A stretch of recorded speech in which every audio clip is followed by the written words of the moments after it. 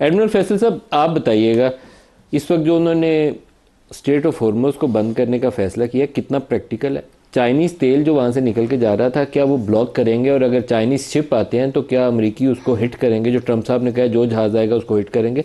थोड़ा सा नेवी के नुक्ता नज़र से आपका तजिया बड़ा मौसर होगा इस पर। बहुत शुक्रिया रदीप साहब मुझे मौका देने का।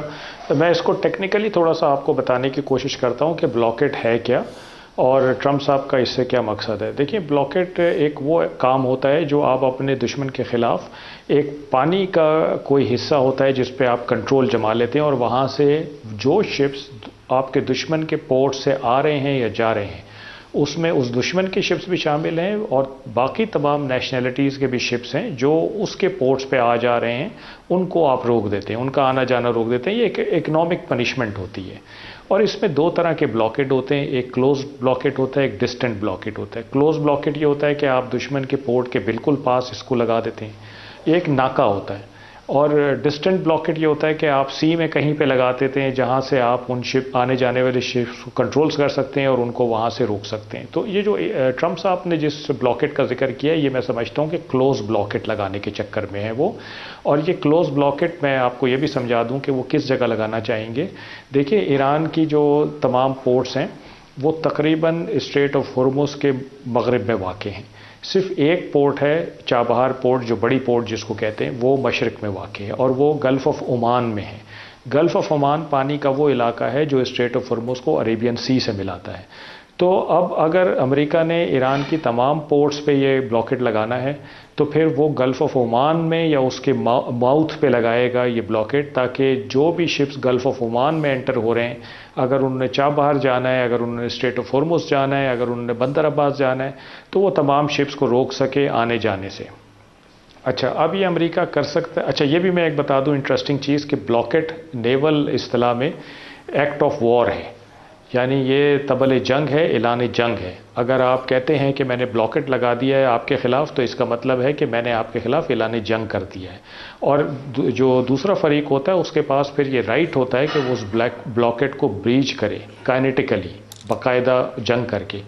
तो अगर ये ट्रंप साहब ब्लॉकेट लगाते हैं तो इसका ये मतलब है कि ये breach of seize fire, technically अगर आप इसको देखें तो ये ब्रीच ऑफ सीज़ फायर है, क्योंकि उनको अपने शिप्स यहाँ लाने पड़ेंगे। वो शिप्स बाकायदा यहाँ आके उन मर्चेंट शिप्स को रोकेंगे जो ईरानी पोर्ट से आ रहे हैं या उसकी तरफ जा रहे हैं। और फिर ईरान के पास भी ये राइट होगा कि वो इस ब्लॉकेट को तोड़े, तो ज़ाहिर बात है कि वो भी इन अमेरिकन शिप्स पे अटैक करेगा, मिसाइल से, ड्रोन से, रॉकेट से, और पासदारान इनकलाब की जो बोट्स हैं उनके साथ करेगा।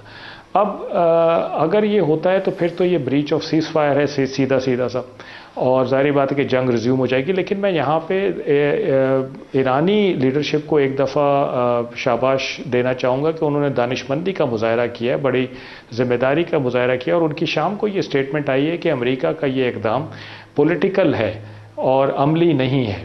तो इसका मतलब ये है कि ईरान अमेरिका को एक एग्जिट दे रहा है कि तुम इसको अमली तौर पे ना लगाओ, ताकि हम दोनों ब्रीच ऑफ सीज़ फायर के मुर्तकब ना हो और हम दोनों इस सीज़ फायर को मेंटेन रखें और बातचीत का सिलसिला जारी रखें।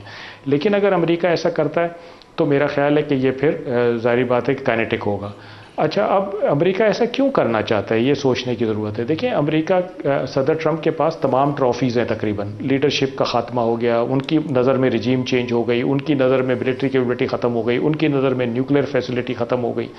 अब एक रह गया है स्ट्रेट ऑफ हॉर्मुज़। वो इतना प्रेशर डालना चाहते हैं ईरान पे कि ईरान खुद ही स्ट्रेट ऑफ हॉर्मुज़ को खोल दे, या बाकी तमाम ममालिक बीच में आके बीच बचाव कराएं, चाइना आए, ब्रिटेन आए, फ्रांस आए, और आके ईरान को कह के तो स्ट्रेट ऑफ हॉर्मुज़ खुलवा दे, क्योंकि फिज़िकली तो वो स्ट्रेट ऑफ हॉर्मुज़ को खुलवा नहीं सकते ईरान से, ना उससे कंट्रोल ले सकते हैं। तो मेरा ख्याल है कि ये more of a pressure tactics है, और अगर ये फिज़िकली वो करेंगे, जो कि मैं दुआ करता हूँ कि ना करें, तो फिर इसका बहुत ज़्यादा नुकसान होगा, जंग का दायराकार बढ़ जाएगा। आपने चाइनीज़ मिनिस्ट्री ऑफ डिफेंस का भी आज बयान सुना होगा, उनके बड़े कंसर्न्स हैं। 13% उनकी डिपेंडेंस है ईरान पे। 13% शायद इतनी ज़्यादा ना हो, चाइना को अफेक्ट ना करे, लेकिन पॉलिटिकली चाइना के लिए एक बहुत बड़ा अलमिया होगा। अगर उसके शिप्स अमेरिका रोके तो फिर चाइना को भी शायद इस मैदान में आना पड़े।